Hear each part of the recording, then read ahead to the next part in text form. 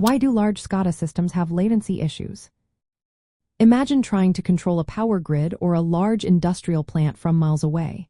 Every command, sensor reading, or data point has to travel across vast distances.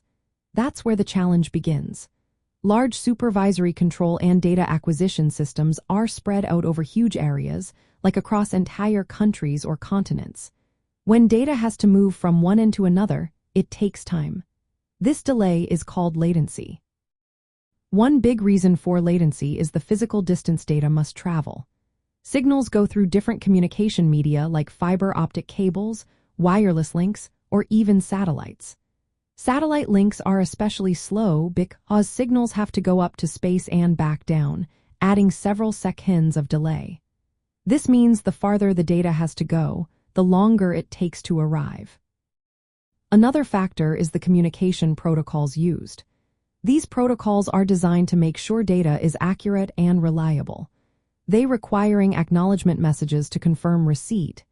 If a message gets lost or corrupted, it needs to be sent again, which adds more delay.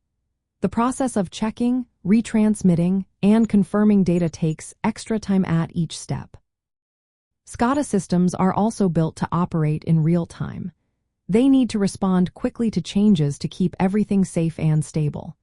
If there's a delay in receiving sensor data or sending control commands, it can cause problems. For example, in a power grid, a delay might prevent quick adjustments, risking system instability or even outages. Processing data at the control center also causes delays. When data arrives, it needs to be processed, analyzed, and used to make decisions. In complex systems like power plants, these calculations can take time, especially if they involve complex algorithms. Plus, control loops that try to compensate for communication delays add more complexity, which can slow things down further. As systems grow larger, they often add redundancy to improve reliability. But this also means more communication paths and interfaces, which can increase processing time and synchronization delays.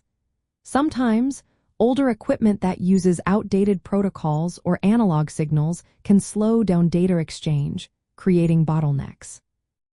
Security measures like encryption and intrusion detection are essential but can also add processing delays.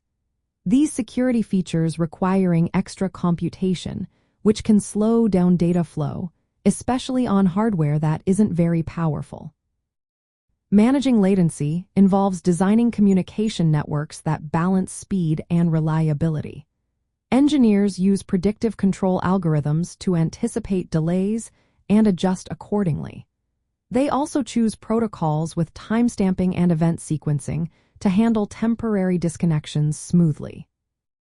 In short, latency in large supervisory control and data acquisition systems comes from the physical distances involved, the communication protocols, the need for real-time responses, the complexity of the system, and security features.